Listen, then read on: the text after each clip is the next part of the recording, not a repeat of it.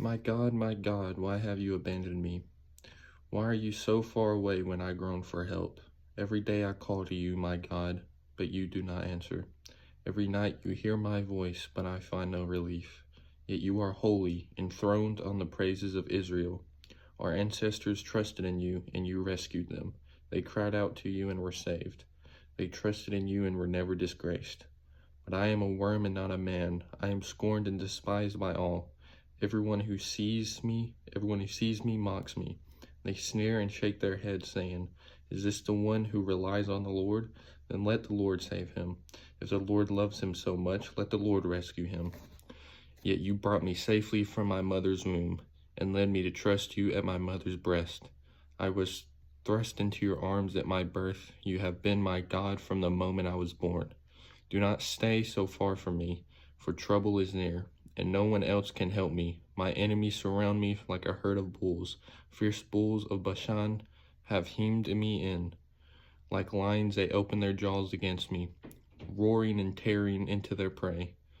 My life is poured out like water, and all my bones are out of joint. My heart is like wax melting within me. My strength has dried up like sun-baked clay. My tongue sticks to the roof of my mouth. You have laid me in the dust and left me for dead. My enemies surround me like a pack of dogs, and evil gang closes in on me. They have pierced my hands and feet. I can count all my bones. My enemies stare at me and gloat. They divide my garments among themselves and throw dice for my clothing. O Lord, do not stay far away. You are my strength. Come quickly to my aid. Save me from the sword.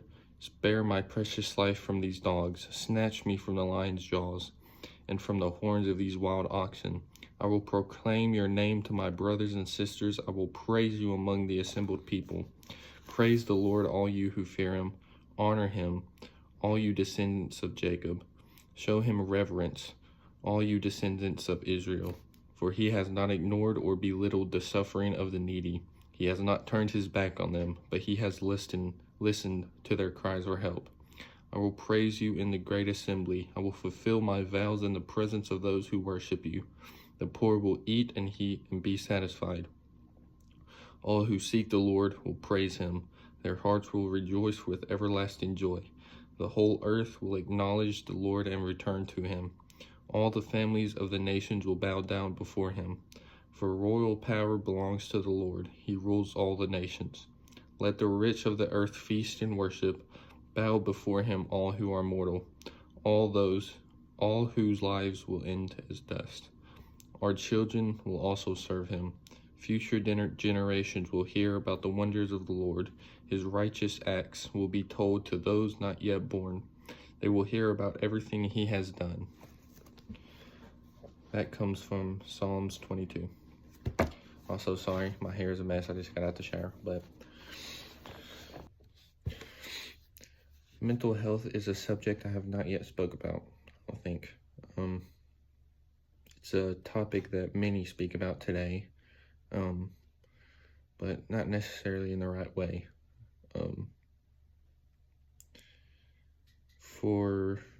I've kind of already said my testimony on here, but not the whole story, but since I was 14, I'm 20 now, I've been in mental anguish, I guess you could say it. Every day I would wake up and didn't want to wake up. And that's something that's hard to live with when you don't even want to live. And I know there's many people that have been like that. I know there's many people that are still going through that. So this video is just kind of a message for hope. And that hope is the Lord. He, just as that psalm describes, he answered me in my cry for help. I trusted him wholeheartedly. I came to him on my knees. And he saved me. I still have a lot of work to do, but I won't be doing that work alone. Jesus is going to be doing most of the heavy lifting. One thing I can say to you is that God is with you no matter what, no matter whether you feel him, no matter whether you don't feel him. That's why people talk so heavily about faith. You walk in faith, not by feeling, not by sight. It's something I'm learning to do. But God is with you no matter what. In those times you cut yourself, in those times you try to overdose, in those times you were abused, and all those horrible times that happened to whoever's watching this. God was with you then, he is with you now. All he wants is your heart. All he wants is for you to come to him as his child, because that is what you are. We are all children of God. No matter if you were just born or if you are on your deathbed, God is with you. And he is always pleading with you to come to him. He is always working for you to draw near to him. Times, whoever's watching this, if you're still going through hard times, I know it can seem meaningless. I was once there. I was like, why am I going through all this pain? What's the meaning of this? And I can't truthfully be the one to tell you what your pain has meaning to, but I can tell you that my pain had meaning. I shot myself. I went through other things I'm not ready to speak about yet, but I went through years of trials, tests, and sorrows, and the meaning is still not yet clear to me, but I trust that there is meaning to it. As the story of Joseph, if any of you haven't read that yet, I just got done reading it with a book, but it's a really good story. He was, can't remember the whole story, but he was in charge of his father's fields. His brothers threw him in a cistern and left him there to die. Then his brothers picked him back out of that cistern and sold him as a slave to Egypt.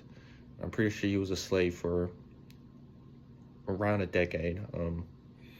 And then when he was a slave in the Potiphar's house in Egypt, his wife tried to seduce him, but Joseph, he remained true to the Lord. He ran out of the house naked, which is, something, but he did that, and he was thrown in jail. He spent a few years in jail. I'm not sure how long, but after that, he was then brought out by the Pharaoh to interpret a dream, a gift God had given him. And then he became the second highest in Egypt, second only to the Pharaoh. And what that story basically means is Joseph went through many trials, many times where he could have given up. He had plenty of reason to give up. He was betrayed by his brothers and left to die. He was sold by his brothers too. He was betrayed by, not betrayed, but he was wrongly accused and thrown in jail for years. But then after all that suffering, all that trial, all that testing, he still remained true to God. He still trusted in God. He never lost his faith. He never became a cynic. He never became hard-hearted. He never became mad or anything. He remained hopeful. He remained faithful. And in the end, he, not necessarily rewarded, but he was brought to where he was supposed to be. In the book I was reading, it was God Carries You Through. It's by Max Lucado. It's a really good book. One thing he says is, the things that Satan intends for evil, God intends for good. That may sound weird, but for example, like me shooting myself, I bring it up a lot, but for example, that the devil intended me to die with that. He intended me to kill myself by doing that. But God had other plans. Instead, God saved my life. And now the intended good of that story will be to speak to others and live as a example of God's glory, of you are never too far out of reach for God. Because I thought I was. I had so many sins piling up, and I just kept letting them pile it up. I didn't come to God for that reason, because I thought, how could he forgive me for all these things I have done and continue to do? All it took was me trusting in him and coming to him wholeheartedly. I was at my point where I was losing hope, and I came to him, and he gave me so much more than I could ever ask for. But the story of Paul, the Apostle Paul, his name was originally Saul. Saul. After the crucifixion of Jesus, he worked for the church, the Pharisees, all them, and he had a desire, he had a hunger to hunt down Christians and persecute them, throw them in jail to where they would die. He was everything a Christian is not. And then God intervened.